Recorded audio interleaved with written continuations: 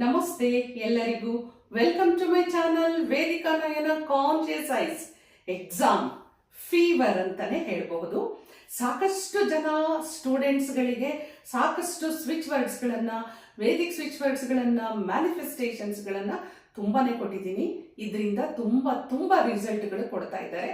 ಯಾಕೆ ಅಂದರೆ ಇದು ಆಲ್ರೆಡಿ 10th ಅವರಿಗೆ, ಸೆಕೆಂಡ್ PUC ಅವರಿಗೆ, ಹಾಗೆ ಎಲ್ಲ ಥರ ಎಕ್ಸಾಮ್ಸ್ಗಳು ನಾನು ಫಸ್ಟ್ ಸ್ಟ್ಯಾಂಡರ್ಡಿಂದನೂ ಹಿಡಿದು ಹೇಳ್ಬೋದು. ಆದರೆ 10th ಸ್ಟ್ಯಾಂಡರ್ಡು, ಸೆಕೆಂಡ್ PUC ಅವರಿಗೆ ಹೇಗೆ ಸ್ಕೋರ್ ಮಾಡಬೇಕು ಅನ್ನುವಂಥದ್ದು ತುಂಬ ಒಂದು ಟೆನ್ಷನ್ ಎಲ್ಲರ ಮನೆಯಲ್ಲೂ. ಅಂದರೆ ಓದೋ ಅಂತ ಒಂದು ಎಕ್ಸಾಮ್ ಫೀವರ್ ಸ್ಟಾರ್ಟ್ ಆಗಿದೆ. Pre board exam already start ಆಗಿದೆ. ಎಷ್ಟೋ ಜನ ಪ್ರಿಪ್ರೇಟರಿ ಅಂತ ನೀವೆಲ್ಲ ಏನು ಕರಿತೀರಿ ಅಲ್ವಾ, 7th, 8th, 9th ಯಾರ್ದು ಬೇಕಾದ್ರೂ ಇಷ್ಟು ದಿವಸ ತುಂಬ ಜನಕ್ಕೆ 9th ಸ್ಟ್ಯಾಂಡರ್ಡ್ ಎಲ್ಲ ಎಕ್ಸಾಮ್ಸ್ಗಳನ್ನ ಆಲ್ರೆಡಿ ನಾವು ಮುಗಿಸ್ಬಿಟ್ಟಿದ್ದೀವಿ. ತುಂಬ ಸ್ಕೂಲ್ಗಳಲ್ಲಿ ಮುಗಿಸಿ ಆಲ್ರೆಡಿ 10th ಸ್ಟಾರ್ಟ್ ಆಗ್ತಾ ಇದೆ. ಈಗ ರೈಟ್ ನಾವು ಯಾರೆಲ್ಲ ತುಂಬ ಒಂದು ಹೈಯರ್ ಕ್ಲಾಸನ್ನು ನೀವು ಎಕ್ಸಾಮ್ನ ಕಂಡಕ್ಟ್ ಅಂದರೆ ಎಕ್ಸಾಮ್ ಅಟೆಂಡ್ ಮಾಡ್ತಾ ಇರೋ ಅಂತ ಅವ್ರಿಗೆ ನಾನು ಇವತ್ತು ತಗೊಂಡು ಬಂದಿದ್ದೀನಿ. ತುಂಬ ಬ್ಯೂಟಿಫುಲ್ ಆಗಿರುವಂಥ, ಆಲ್ರೆಡಿ ನಾವು ಇದನ್ನ ರಿಸಲ್ಟ್ ಕೊಟ್ಟು ಇದನ್ನ ಹೈಯರ್ ಕ್ಲಾಸ್ನವರಿಗೆ ಕೊಡೋಣ ಅಂತ ಹೇಳಿ ತಗೊಂಡು ಬಂದಿರೋಂಥ ಯಾವುದು ನಾನು ತಗೊಂಡು ಬಂದಿರೋದು ಅಂದರೆ ಬ್ಲೂ ಬುಕ್ ಮ್ಯಾನಿಫೆಸ್ಟೇಷನ್ ಅಂತ ಹೇಳಿ ತಗೊಂಡ್ಬಂದಿದ್ದೀನಿ. ಬ್ಲೂ ಬುಕ್ ಅಂತ ಹೇಳಿದ್ರೇನೆ ಸಾಮಾನ್ಯ ನೀವೆಲ್ಲ ಇವಾಗ ಯಾರೆಲ್ಲ ಕಾಲೇಜ್ಗಳಿಗೆ ಹೋಗ್ತಾ ಇರ್ತಾರೋ ಎಲ್ಲರಿಗೂ ಗೊತ್ತಿರುತ್ತೆ ಬ್ಲೂ ಬುಕ್ ಅಂದ್ರೆ ಏನು ಅಂತ ಹೇಳಿ. ಬ್ಲೂ ಬುಕ್ ಅಂದ್ರೆ ಸಾಮಾನ್ಯ ಅದನ್ನ ನಾವು ಅಸೈನ್ಮೆಂಟ್ಗೆ ಯೂಸ್ ಮಾಡ್ತಾರೆ ಕಾಲೇಜಲ್ಲಿ.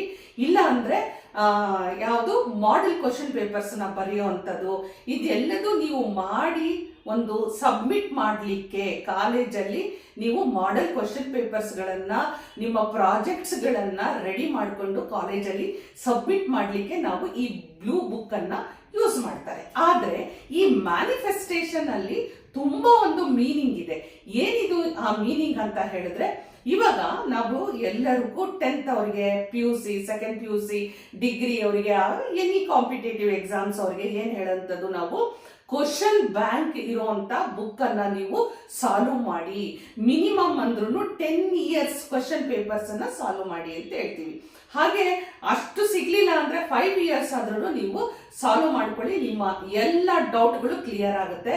ನೀವು ಹೇಗೆ ಕ್ವಶನ್ ಅನ್ನ ಅರ್ಥ ಮಾಡ್ಕೊಳ್ತೀರಿ, ಅದನ್ನ ನೀವು ಹೇಗೆ ಸಾಲ್ವ್ ಮಾಡ್ಕೊಳ್ತೀರಿ, ಆನ್ಸರ್ ಹೇಗೆ ಬರೀತೀರಿ, ಪ್ರತಿಯೊಂದನ್ನು ಕೂಡ ನಿಮಗೆ ಒಂದು ನಾಲೆಡ್ಜ್ ಸಿಗುತ್ತೆ. ಕಾನ್ಫಿಡೆನ್ಸ್ ಡೆವಲಪ್ ಮಾಡ್ಕೊಂಡು ನೀವು ಮಾಡ್ಕೊಳ್ತೀರಿ. ಓದಿದ್ದನ್ನ ಮೆಮೊರಿ ಹೇಗೆ ಸ್ಟೋರ್ ಮಾಡ್ಕೊಳ್ಳುವಂಥದ್ದು, ಆ ಒಂದು ನಿಮ್ಮ ಕ್ವಶನ್ಗೆ ಯಾವ ರೀತಿ ನೀವು ಓದಿರುವಂಥದ್ದನ್ನ ರೀಪ್ರೊಡ್ಯೂಸ್ ಮಾಡುವಂಥದ್ದು, ಇದು ಎಲ್ಲವನ್ನು ನೀವು ಆ ಕ್ವಶನ್ ಬುಕ್ಕಲ್ಲಿ ನೀವು ನೋಡ್ಕೊಳ್ಳಿ, ಬರೀರಿ, ಕ್ವಶನ್ ಪೇಪರ್ ಸಾಲ್ವ್ ಮಾಡ್ಕೊಳ್ಳಿ ಅಂತ ಹೇಳ್ತೀವಿ.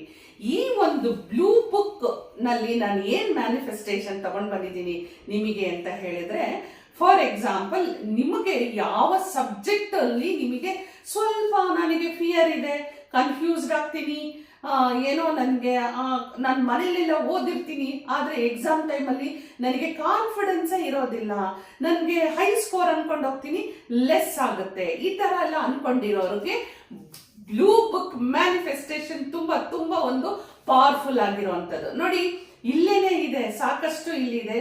ಸೊ ಮೀನಿಂಗ್ ಆಫ್ ಫೇಲ್ಯೂರ್ಸ್ ಅಂತ ಇಲ್ಲಿ ಕೊಟ್ಟಿದ್ದಾರೆ. ಬ್ಲೂ ಬುಕ್ ಅಲ್ಲಿ ಮೀನಿಂಗ್ ಆಫ್ ಫೇಲ್ಯೂರ್ಸ್ ಅಂತ ಕೊಟ್ಟಿದ್ದಾರೆ.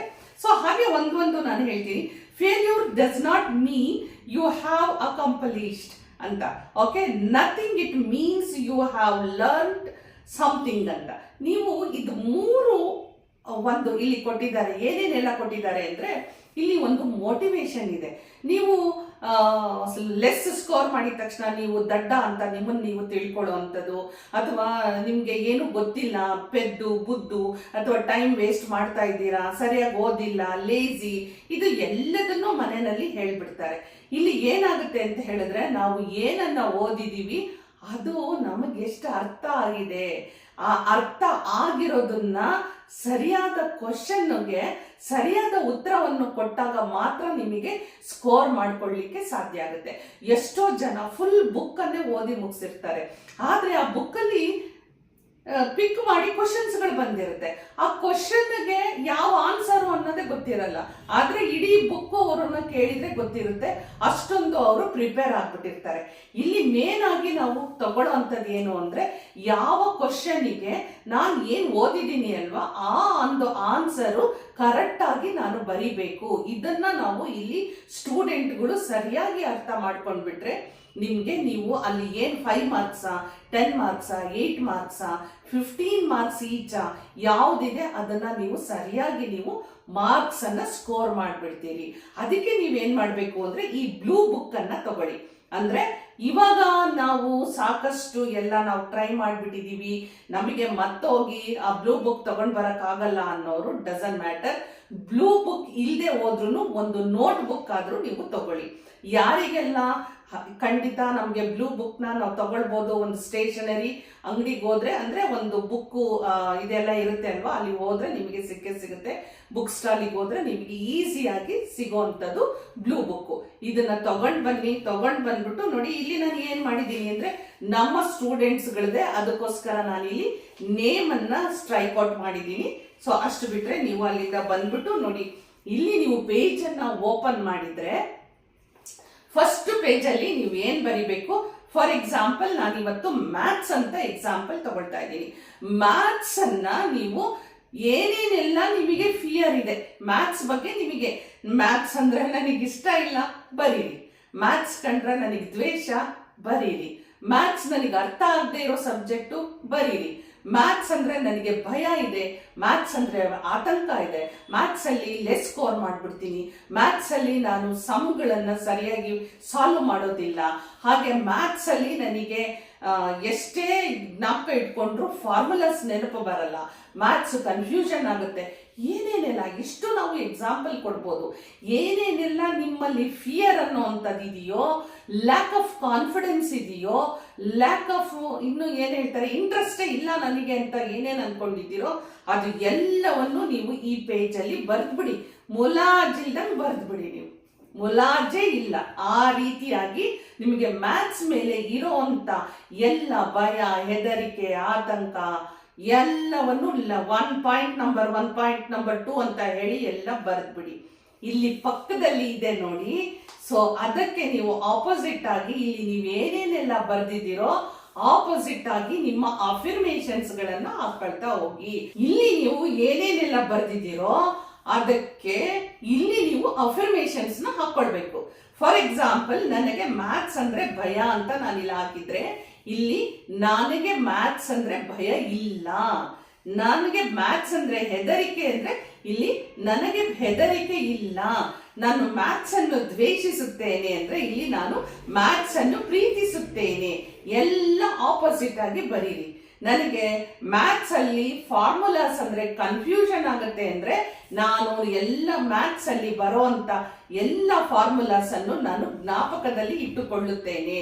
ನಾನು ಮ್ಯಾಥ್ಸ್ ಅಂದ್ರೆ ಫಾರ್ಮುಲಾಸ್ ಅಂದ್ರೆ ನನಗೆ ತುಂಬಾ ಪ್ರೀತಿ ಇದೆ, ನಾನು ಮ್ಯಾಥ್ಸ್ ಅಲ್ಲಿ ತುಂಬಾ ಹೈ ಸ್ಕೋರ್ ಮಾಡ್ತೀನಿ, ಸ್ಟೆಪ್ ಬೈ ಸ್ಟೆಪ್ ನನಗೆ ಮಾರ್ಕ್ಸ್ ಬರ್ತಾ ಇದೆ ಅಂತ ಹೇಳಿ ಅಫರ್ಮೇಷನ್ಸ್ ನ ಹಾಕೊಳ್ಳಿ. ನೀವು ಅಫರ್ಮೇಷನ್ಸ್ ನ ಹಾಕೊಂಡು ನೆಕ್ಸ್ಟ್ ಇದರಲ್ಲಿ ನೀವೇನ್ ಮಾಡಬೇಕು, ಇಲ್ಲಿ ನೀವೇನ್ ಮಾಡಬೇಕು, ಮ್ಯಾಥ್ಸ್ ಪೇಪರ್ ಅಲ್ಲಿ ಇಲ್ಲಿ ಏನ್ ಬರಿಬೇಕು, ನೀವು ನನ್ನ ಎಕ್ಸಾಮ್ ಅಲ್ಲಿ ಮ್ಯಾಥ್ಸ್ ಅನ್ನ ನಾನು ಎಷ್ಟು ಪ್ರಾಬ್ಲಮ್ಸ್ ಅನ್ನ ಸಾಲ್ವ್ ಮಾಡಿದ್ದೀನೋ ಅದೇ ತರ ಕ್ವಶನ್ಸ್ ನನಗೆ ಪೇಪರ್ ಅಲ್ಲಿ ಬಂದಿದೆ, ಪೇಪರ್ಗೆ ನಾನು ರೆಡಿ ಆಗಿದ್ದೀನಿ, ನನ್ನ ಮ್ಯಾಥ್ಸ್ ಪೇಪರ್ ಅಲ್ಲಿ ಬರೋ ಅಂತ ಕ್ವಶನ್ಸ್ ಗಳನ್ನೇ ಸಮ್ಗಳನ್ನೇ ನಾನು ಇಲ್ಲಿ ಸಾಲ್ವ್ ಮಾಡಿದ್ದೀನಿ, ಎಲ್ಲಾ ತರದ ಫಾರ್ಮುಲಾಸ್ ನಾನು ಜ್ಞಾಪಕ ಇಟ್ಕೊಂಡಿದ್ದೀನಿ ಅಂತ ಹೇಳಿ ಇಲ್ಲಿ ಬರೀರಿ. ಹಾಗೂ ಇಲ್ಲಿ ತುಂಬಾ ಬ್ಯೂಟಿಫುಲ್ ಆಗಿ ನೀವು ಬರಿಬೇಕಾಗತ್ತೆ. ನನ್ನ ಮ್ಯಾಥ್ಸ್ ಸ್ಕೋರ್ ಅಂತ ಹೇಳಿ ಒಂದು ಕಡೆಗೆ ನೀವು ಸ್ಕೋರ್ ಬರ್ದ್ಬಿಡಿ. ನನ್ನ ಮ್ಯಾಥ್ಸ್ ಸ್ಕೋರ್ ಇಷ್ಟು ಬಂದಿದೆ, ನನ್ನ ಮ್ಯಾಥ್ಸ್ ಸ್ಕೋರ್ ಇಷ್ಟು ಬಂದಿದೆ, ನಾನು ಮ್ಯಾಥ್ಸ್ ಅಲ್ಲಿ ಇಷ್ಟು ಸ್ಕೋರ್ ಮಾಡಿದ್ದೀನಿ ಅಂತ ಹೇಳಿ ಪೇಜ್ ಫುಲ್ಲು ಬರ್ದ್ಬಿಡಿ. 100 ಟೈಮ್ಸ್ ನೀವು ಬರ್ದಿದ್ದೀರಿ ಅಂದ್ರೆ ಅದು ರಿಯಲ್ ಆಗಿ ನಿಮಗೆ ಕನ್ವರ್ಟ್ ಆಗ್ಬಿಡುತ್ತೆ. ಸೊ ಇಷ್ಟು ಬ್ಲೂ ಬುಕ್ ಅಲ್ಲಿ ಇಲ್ಲಿ ನಿಮಗೆ ಈ ಬ್ಲೂ ಬುಕ್ ಅಂದ ತಕ್ಷಣನೇ ನಿಮಗೆ ಏನು ಫೇಲ್ಯೂರ್ಸ್ ಅಂದ್ರೆ ಏನು ಅನ್ನೋದು ಇದೆ. ಹಾಗೆ ಬ್ಲೂ ಬುಕ್ ಅಂತ ಹೇಳಿದ್ರೆ it's like your assignment book, it's like your models. ಏನೇನೆಲ್ಲ ಇರುತ್ತೆ ಕ್ವಶನ್ ಪೇಪರ್ನ ಅದನ್ನ ಬರೆದು ನಾವು ಕಾಲೇಜಿಗೆ ಸಬ್ಮಿಟ್ ಮಾಡುವಂತ ಬುಕ್. ಇದನ್ನ ನೀವು ಪರ್ಸನಲ್ ಬುಕ್ ಆಗಿ ಇವತ್ತು ರೆಡಿ ಮಾಡ್ಕೊಳ್ಳಿ. ಯಾರಿಗೆಲ್ಲ ಏನೇನೆಲ್ಲ ಡೌಟ್ಸ್ಗಳಿದೆಯೋ ಆ ಡೌಟ್ಸ್ಗಳನ್ನೆಲ್ಲ ಒಂದು ಪೇಜಲ್ಲಿ ಬರೀರಿ. ಅದಕ್ಕೆ ಆಪೋಸಿಟ್ ಆಗಿ ನೀವು ಇನ್ನೊಂದು ಪೇಜಲ್ಲಿ ಬರೀರಿ. ನೆಕ್ಸ್ಟ್ ಪೇಜಲ್ಲಿ ನೀವು ಹೇಗೆ ಪ್ರಿಪೇರ್ ಆಗಿದ್ದೀರೋ ಅದೇ ತರ ನಿಮ್ಮ ಕ್ವಶನ್ ಪೇಪರ್ ಮಾಡೆಲ್ ಬಂದಿದೆ.